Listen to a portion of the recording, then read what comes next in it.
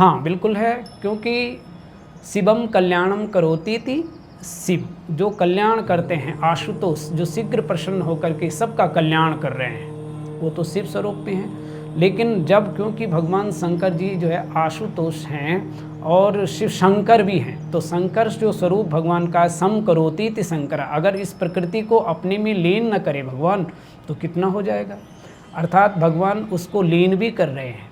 हमारे हिसाब से तो मरना होता है, लेकिन ईश्वर के हिसाब से बदलना होता है। तो भगवान तो वो हमारे ऊपर कृपा ही कर रहे हैं कि जब हम जीर्ण शीर्ण हो जाते हैं तो भगवान अपने अंदर लीन कर देते हैं, फिर से दोबारा अपने अपने कर्मों के हिसाब से उसको नया नया स्वरूप दे देते हैं। तो शंकर स्वरूप लीन करने वाला स्वरूप है और शिव कल्याण करने वाला स्वरूप है, जो सबकी मन कामनाओं को पूर्ण कर रहे हैं, सबके ऊपर कृपा कर रहे हैं, सबका कल्याण कर रहे हैं। तो वो भगवान शिव जी का रूप। क्या शंकर शिव को अलग अलग हम देख सकते हैं, समझ सकते हैं, अच्छा ये शंकर है ये शिव है, या जैसे मूर्ति होता है तो मूर्ति को हम शंकर कह लें और जो लिंग होता है उसको हम शिव कह लें, ऐसा कुछ होता है? नहीं, ऐसा कुछ नहीं है। वो भगवान के स्वरूप दोनों ही है, लिंग स्वरूप और मूर्ति स्वरूप। नाम अलग अलग हैं।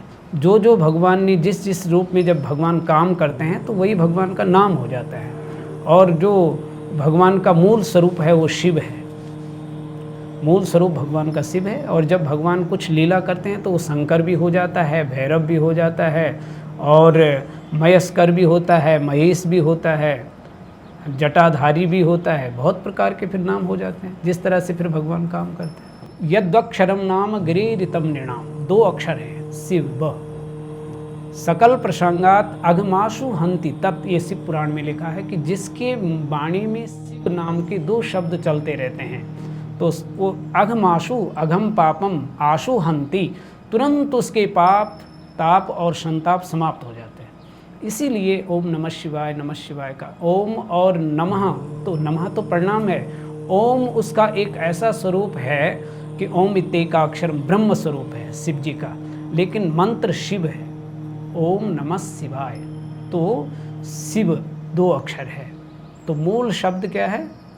शिव, लेकिन उसमें उनके विशेषण लग गए हैं, जैसे नमः, ओम, य। इस प्रकार से ये पंचाक्षर हो जाता है। और हमारे शरीर का जो निर्माण है वो 5 तत्वों से ही बना है। तो अगर हमारे 5 तत्वों में ही विश्रांति होनी है तो हम उसको अलंकार करके प्रस्तुत करेंगे ओम नमः शिवाय। तो वो 5 तत्वों को जो है, 5 तत्वों का कल्याण करके विश्रांति और शांति प्रदान कर देंगे।